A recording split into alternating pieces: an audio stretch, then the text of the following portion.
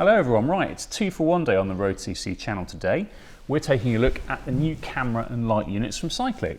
They're still called the Fly6 and the Fly12, but they've been pretty heavily updated, and because they've got cameras in, we thought we'd use those cameras to film a bit of this so you can get an idea of what the footage is like. So, to begin with, let's talk about the Fly6 rear light, and I'll hand this Fly12 here over to Matt to film this bit with. There we go. Right, okay. So, this is the new Fly6, which is now in its 4th incarnation. Now both the units look quite a bit neater and stealthier than the previous versions. And by way of a comparison, here's the new Fly6 next to the previous version. You can see it's been slimmed down quite a bit and the black body makes it look smaller on the bike as well. Now, it's not just an external redesign, so there are some upgrades across both the front and the rear lights that have been rolled out with the new units. So let's have a look at those. Right. Firstly, and perhaps most importantly, both the Fly6 and the Fly12 feature 6-axis image stabilisation. Now that's an electronic stabilisation and it runs across all of the capture modes.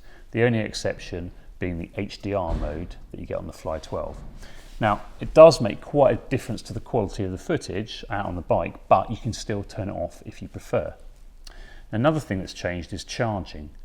Now, Cycliq have moved over to a USB-C connection, and that means the lights have a much shorter charge time. So, with the old lights, it's sometimes a bit of a struggle to get them fully charged at your desk in a normal day's work, but now we're talking about 2 or 3 hours to charge them up, so it's really no bother at all. Now, the Cycliq lights are designed to be on all the time, just getting on with it really. They both have a long run time. The Fly6 here claims 7 hours, and they both split the recorded video into manageable chunks. So once the SD card in here is full, the camera will just delete the oldest video and carry on recording new footage in its place. Now, if you have a crash or you see something happening that you want to keep the footage for, now you don't want the camera to overwrite that. And there's 2 mechanisms in both the Fly6 and the Fly12 for protecting the footage. Now on the one hand, if the camera detects that it's strayed more than 60 degrees from the vertical, like you've fallen off, then an alarm will go off and the file the camera is recording and the one either side will be right protected so the camera won't delete them. You can turn this off as well.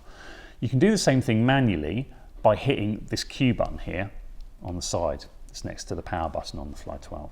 Now the same accelerometers that power the collision detection can also be used as an alarm. So if you're in a cafe and your bike is outside, you can ask the Cycliq to ping your phone if your bike gets moved. Now this only works if the phone and the camera are connected, so the range is pretty limited, but it's a useful peace of mind if your bike's out of sight. Now the Fly6 and the Fly12 have Bluetooth built in. That's how you compare them with the Cycliq Plus app on your smartphone, and that app gives you access to all the camera settings. Now these new units also have ANT Plus connectivity, so you can control the camera from your GPS unit, which is handy if your phone's in your pocket and you want to change something on the camera or turn it on or off. Cycliq have redesigned the mounts for these lights too. So now they both have a 1/8 turn mount. It's along the same lines as a Garmin mount. This Fly6 comes with everything you need to fit it to your bike, including if you've got an aero seat post. The only thing that you don't get is an SD card. So that's the new Fly6. It's £169 RRP. It's available now. I'm going to hand this one over to Matt now, and I'm going to go and get the Fly12 back. So you ready?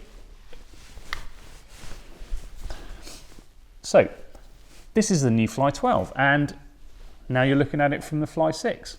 Yeah, it's a bit confusing. Anyway, this Fly12 is version 2. It came along after the Fly6, but the latest upgrade has seen the same sort of functionality added. So it's got the 6-axis image stabilisation, and it's got the USB-C fast recharging, and there's the new mount, and there's the new ANT Plus connectivity, and of course, it's got the sleek new look as well. The original Fly12 had a 400 lumen front light. Now, for this version, it's increased to 600 lumens, which is good if you're heading out onto unlit lanes, of course. There's 9 different light modes in this, so it's high, medium and low, on, constant and flashing and pulsing. And in the app, you can choose which ones it will cycle through. I think this one I've got set just to high beam and low beam and flashing for now. The video modes are a bit different to the Fly6. As well as the standard options, you can have high dynamic range shooting in full HD at 30 frames a second. Cycliq says that the HDR footage copes well with transitions from light to dark that you get when you're out on a ride, and you're moving in and out of tree cover, for example. The downside is that the camera can't cope with doing both image stabilisation and HDR because they're both software processors, so you have to choose one or the other. The Fly12 comes with a bar mount, and the camera will detect automatically whether it's stacked on top or whether it's hung below, and it should orient the footage accordingly. As well as that, you get a GoPro to 8th turn adapter. So if you have, for instance, a Garmin out front mount with a GoPro underneath, you can sling it on that, be out of the way. Again, you don't get an SD card with that, so you need to factor in probably another tenner over and above the asking price for this light, which is £255. So there you go, there's the new Fly12 and the new Fly6. Now this video might give you a bit of a feel of what the footage is like, but really we need to fix them to a bike and go for a good ride, which we've been doing already and we'll do more of.